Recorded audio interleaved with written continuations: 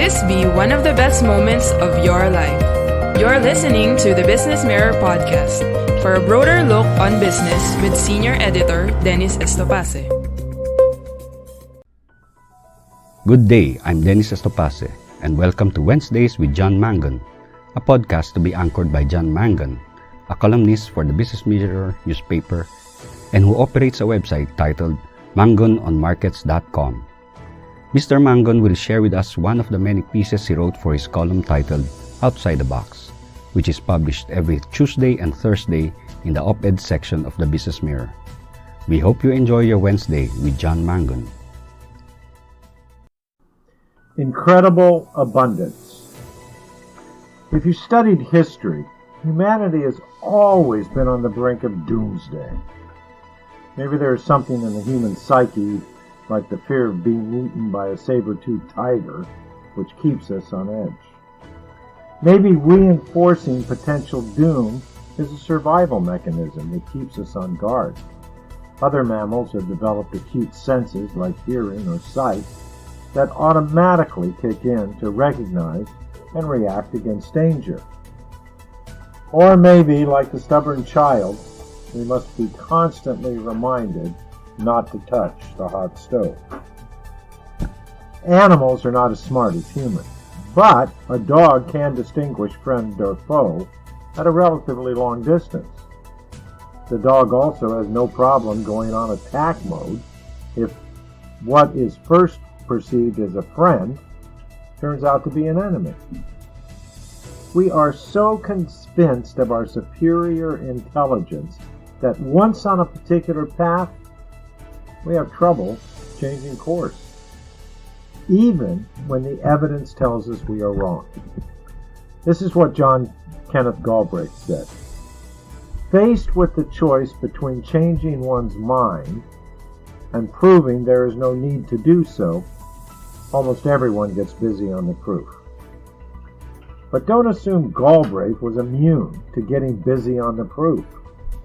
During World War II, the U.S. Strategic Bombing Survey assessed aerial bombing on Germany. Galbraith, one of the members, concluded that factory production actually increased after the bombings began.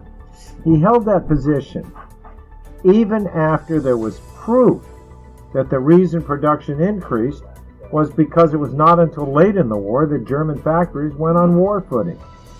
Until then, factories had been on a single shift and were not operating at full capacity.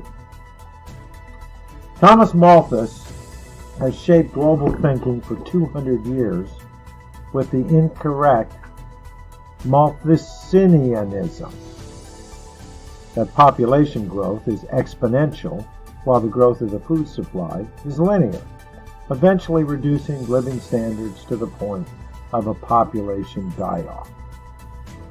Paul Ehrlich, in his 1968 book, The Population Bomb, wrote, "The battle to feed all of humanity is over. In the 1970s, hundreds of millions of people will starve to death in spite of any crash programs embarked upon now.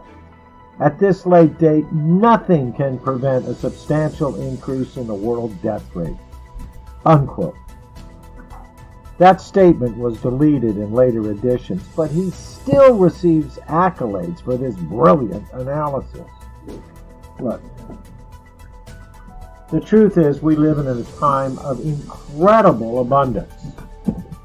The earth was 570% more abundant in 2019 than it was in 1980. The Simon Abundance Index uses the time price of 50 basic commodities, from aluminum to zinc and bananas to tea, and plots that against the change in global population to estimate global resource abundance. Now, this time price thing measures the cost of resources in terms of the amount of time that a person must work to earn enough to buy something.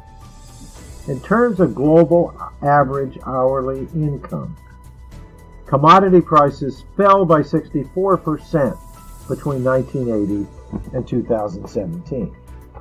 Quote, between 1980 and 2019, the world's population increased by 73%.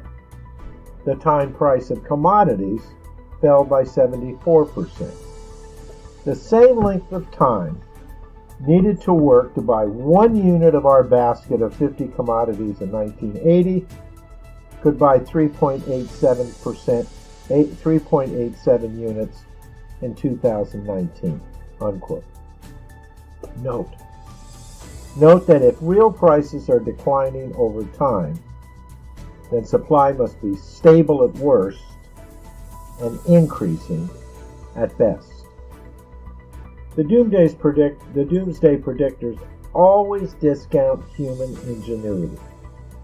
Fresh water supplies are declining. But with new technology, Israel now gets 55% of its domestic water from desalination, and at 48% cheaper than water consumed by the people of Los Angeles, California. Supply is not the abundance problem, it is distribution. How do you get abundance to Yemen in the middle of a Sunni-Shia war? Eritrea, Ethiopia, and the Tigray People's Liberation Front are fighting. Insurgencies rage across most of the poorest nations. As a planet, we have never been wealthier, but wise has yet to catch up to wealthy.